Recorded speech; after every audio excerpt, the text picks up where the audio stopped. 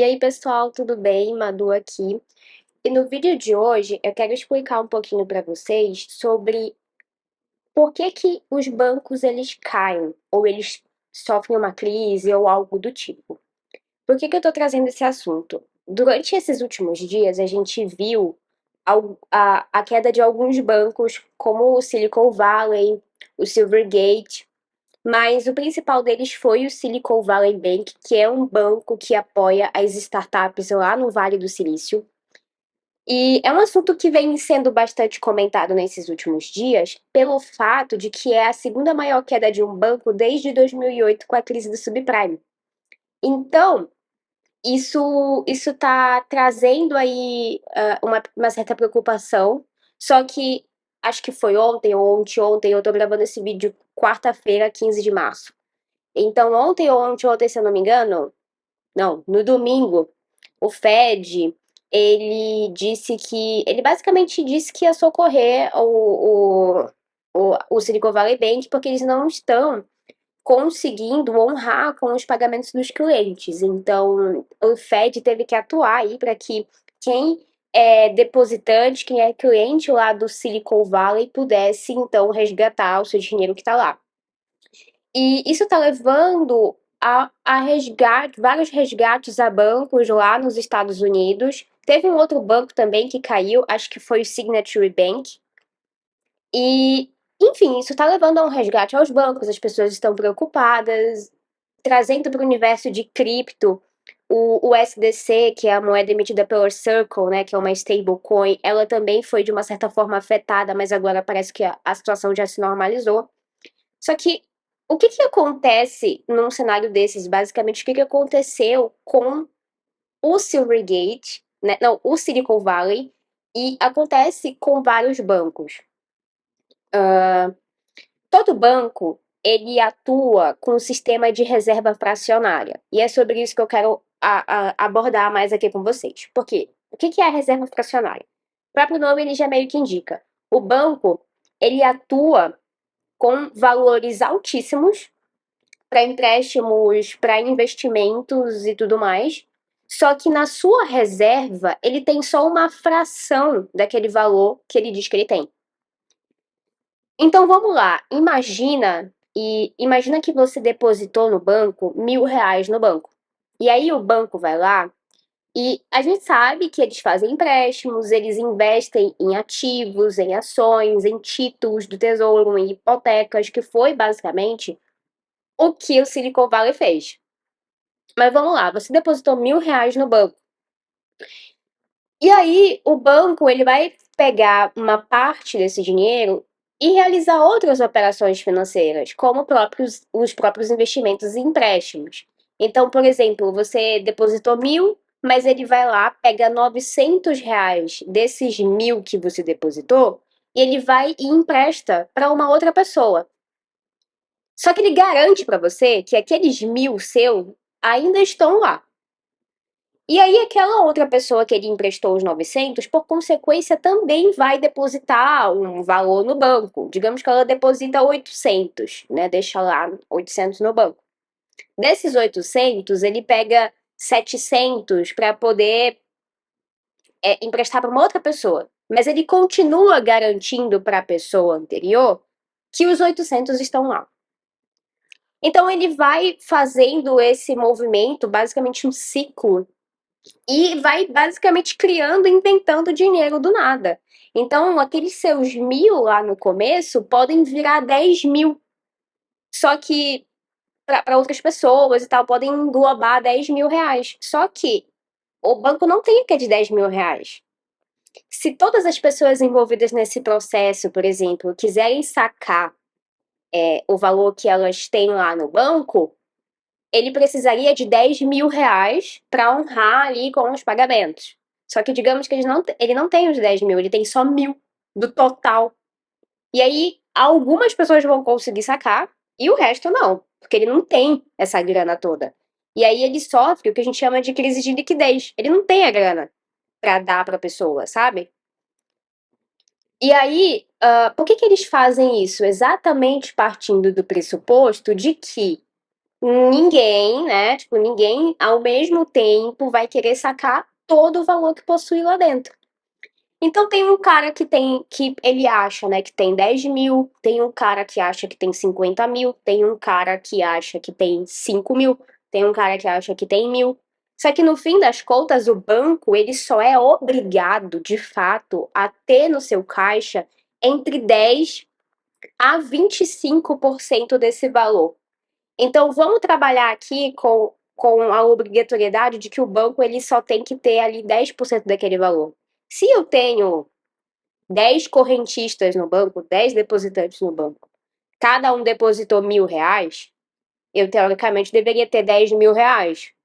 Só que eu não tenho esses R$ 10.000, eu tenho só 1.000. Porque o resto da grana eu usei para dar empréstimo para fulano, eu usei para comprar um título, para investir numa hipoteca, para comprar uma ação e blá blá blá. Porque tudo isso vai aumentando, né, ali também uh, o caixa do próprio banco. O banco ele toma risco em investimento. E o banco é um dos principais tomadores de risco em investimentos, porque ele pega essa grana, que não é dele, é dos depositantes, pega a grana de depósito e vai lá e realiza outras operações. Só que quando você é um investidor e você toma risco em um investimento, o risco ele é todo seu. Se você perder toda a grana, foi a sua grana que você perdeu. Se você lucrar, é a sua grana que você lucrou. No caso do banco, é a nossa grana que ele perdeu. E também pode ser a nossa grana que ele lucrou. Só que aí, no caso, por exemplo, do Silvergate. O Silvergate. Não, do Silicon Valley. Gente, eu tô confundida. No caso do Silicon Valley, o que aconteceu? Eles tiveram um grande número de depósitos lá para o final de 2021, 2022, e eles pegaram essa grana e investiam em hipotecas, dessas que venciam em 10 anos.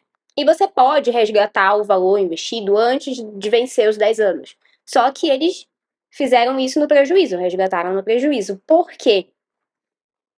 Porque quando eles investiram nessas hipotecas, elas estavam rendendo basicamente em torno ali de 1,5%. E a taxa de juros do Fed estava entre 0 e 0,5%. Eles estavam atuando com taxa negativa, taxa zero, na verdade, não é negativo, porque se fosse negativo ia ser menos, né? Tipo, -1, -2. Enfim, taxa zero.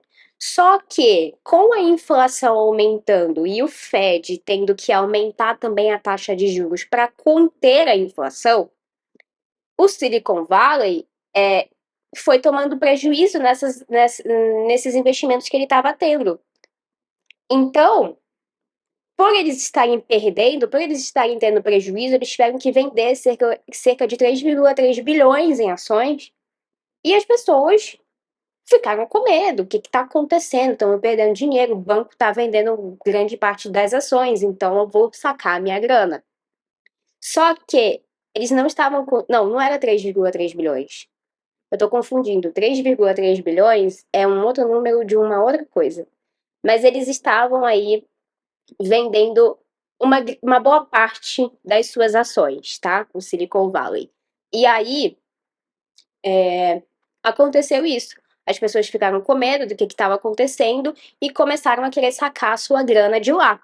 Só que eles não tinham toda a grana, porque eles atuam nesse sistema de reserva fracionária, não tinham toda a grana para pagar o pessoal, e inclusive esse número que eu citei anteriormente, 3,3 bilhões, na verdade é um valor que era pertencente à Circle, que é a emissora da USDC, né, a stablecoin USDC.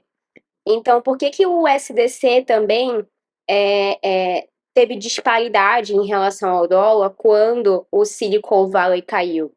Porque a grande parte das reservas do USDC estavam em 3 bancos, sendo que 2 deles eram um o Silicon Valley e o outro que é o Silvergate, que caiu também.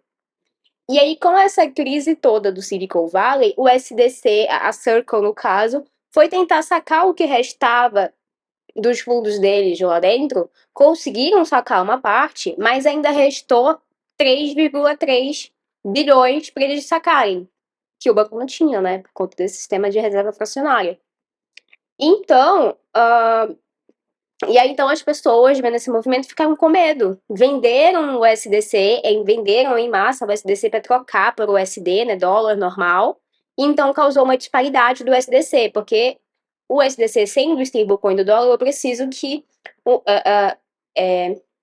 uma seja apoiada na outra. Então, se eu tenho um USDC, eu tenho que ter $1 para converter. Se eu tiver 1 bilhão de USDC, eu tenho que ter 1 bilhão de dólares. E por aí vai. Então, tudo isso, e aí também a gente coloca um pouco da culpa no Fed, né? De aumentar drasticamente as taxas de juros e principalmente de manter elas em zero artificialmente, porque assim, o banco, no caso o Fed, que é como se fosse o nosso banco central aqui, ele aumenta ou diminui a taxa de juros conforme a inflação. Então, se a inflação está muito alta, a tendência é que a taxa de juros também aumente para conter a inflação.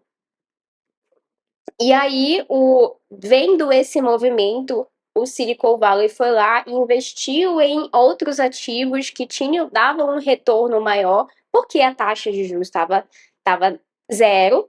Só que depois o Fed aumentou drasticamente a taxa de juros e eles tomaram prejuízo, tiveram que vender ações e causou toda essa movimentação que a gente viu nesses últimos dias. Agora, teoricamente, eles estão sendo resgatados, né? O banco não quer dizer que é um resgate aos bancos, né? Mas é um resgate, basicamente. E eles estão tentando fazer com que os clientes do Silicon Valley, pelo menos quem depositava lá, não os acionistas, consigam sacar o valor aí, pegar, resgatar o valor que eles tinham. Só que quem é que tá pagando isso é o Fed, não é o Silicon Valley. Ou seja, o Fed vai lá imprimir mais dinheiro só para não ocorrer uma puta de uma crise com os bancos, que na verdade já está ocorrendo. Bem, mas então é isso. Foi uma breve explicação, mais ou menos, do que aconteceu com essa situação do Silicon Valley e também com como que os bancos atuam, por que que eles caem, por que que eles quebram. E muito por conta disso é porque eles atuam com esse sistema de reserva fracionária. Então, inclusive, muito cuidado aí, a galera que tem grana no banco, né? Eu sei que não dá pra gente evitar muito isso, todo mundo tem um certo dinheiro no banco, mas existe uma solução que, obviamente, é o Bitcoin. Com o Bitcoin, o dinheiro de fato é seu, você de fato consegue acessar a sua conta independente do que esteja acontecendo, independente de uma crise. E claro, né, não deixem os seus, se você tem Bitcoins, satoshis, enfim, não deixe eles na corretora, porque a corretora também faz a mesma coisa que o banco faz, né? Então eles dão ali um recibo, basicamente, de que você tem aqueles bitcoins ali dentro, mas não necessariamente eles estão lá. Então é isso. Vídeo rápido. Eu espero que vocês tenham entendido, que a explicação tenha valido a pena. E a gente se vê no próximo vídeo. Até lá!